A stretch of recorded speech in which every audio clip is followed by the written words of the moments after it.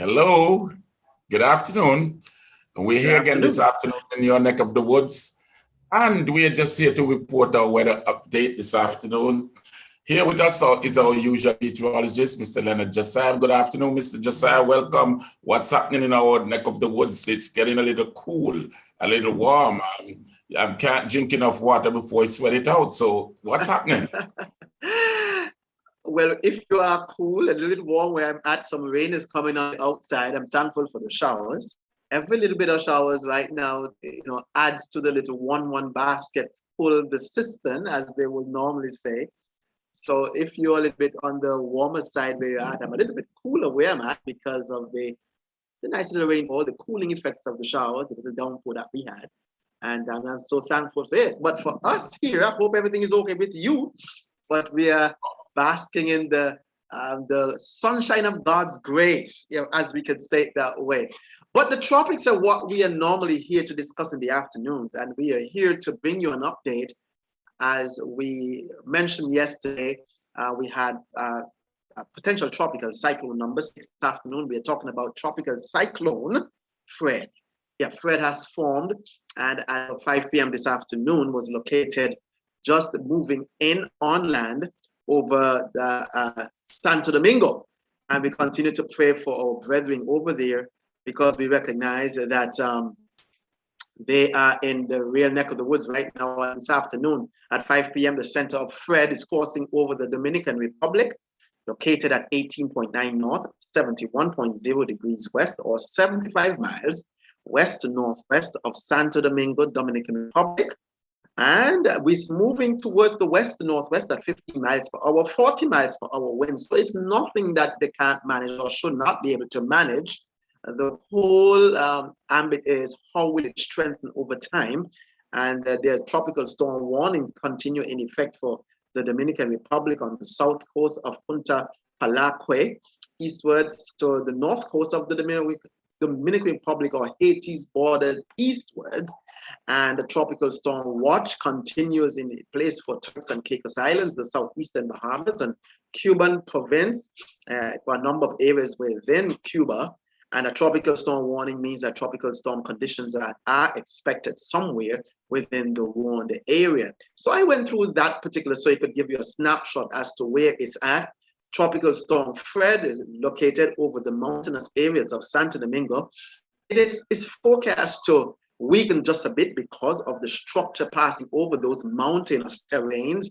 Those terrains can disrupt the low-level center, but how it comes over those mountains into the water's northwestern side of Santo Domingo will determine a lot. The forecast suggests that it will remain somewhat intact to be a tropical depression and continues along the northern coastal areas of Cuba, becoming a tropical storm again on 2 a.m. Friday before it marches right up to the western parts of the Florida Peninsula into the eastern Gulf of Mexico before going on into Alabama. So we continue to monitor that particular progress. Even some models are suggesting that as it continues to move towards the west-northwest, will gain some additional strength. This is not suggesting that it will become a hurricane. The National Hurricane Center continues to lean on the lesser side of things, but don't be surprised that if it attains hurricane status because of the favorability of the ocean heat content, low shear environment, etc., etc. Okay, so for that particular area, people within Bahamas and the Turks and Caicos Islands, yeah, they can look out for the impacts of most heavy rain. A rainmaker, 40 miles an hour winds, just about that would pass over those island terrain, but it's going to be more of a rainmaker. So they should be watchful for the flooding. We continue to monitor the area in our neck of the woods. This particular area right out towards the east right there continues to be a stick of bother for us in the Eastern Caribbean. It is associated with a tropical wave located a few hundred miles southwest of the Cabo Verde Islands. It continues to produce a concentrated area of showers and thunderstorms just west of the axis. And the National Hurricane Center is suggesting that some gradual development is possible over the next several days as the system moves towards the west across the tropical Atlantic at 15 to 20 miles per hour. Those individuals who are looking at this, we are looking at this because there's a there could be a tropical cyclone somewhere within that hatched area.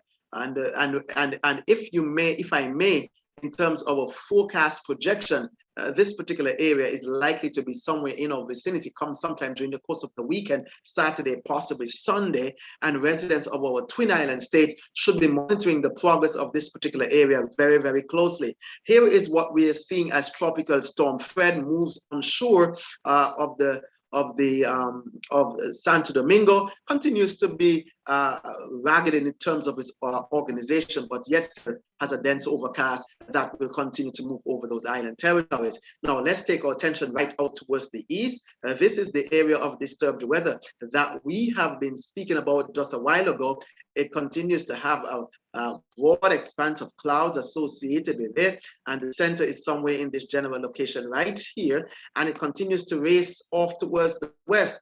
And west means that it's heading into our local direction. So we're going to be paying attention to it. Right now, there are no tropical storm watches or warnings or alerts in place for this tropical area of disturbed weather. But but certainly it is going to be bearing a watchful eye from us as we continue to monitor its progress over the next couple of days. My brother?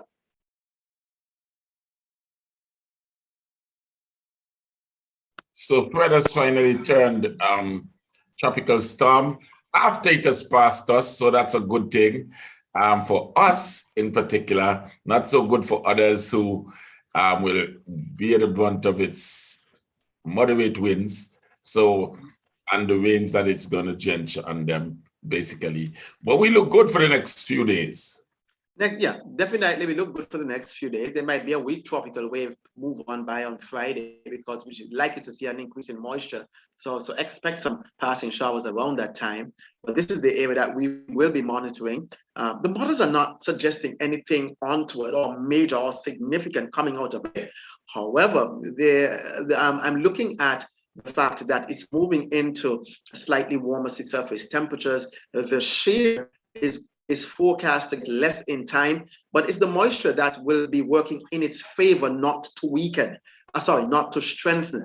The moisture content of the atmosphere is rather dry, and some of that dry air is being entrained in the system, so the clouds are not necessarily being allowed to develop and grow. So that's certainly good news. However, if the moisture adds along with it over the next couple of days, we can be looking at a different scenario with light wind shear, warmer sea surface temperature, and copious amount of moisture. So we're going to be paying some close attention to this and bring you the news as they certainly come to hand. Residents of our Twin Island state should be keeping an eye on this particular area of disturbed weather over the next couple of days.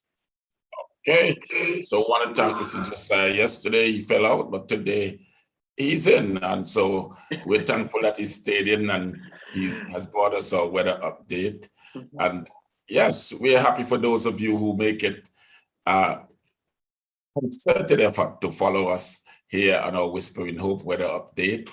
I know much more will follow once there's activity in the area, and that's how it is. So we're happy to have you join. God bless you, Mr. Josiah. Have a wonderful evening and a safe evening. Remember. And you too, my brother.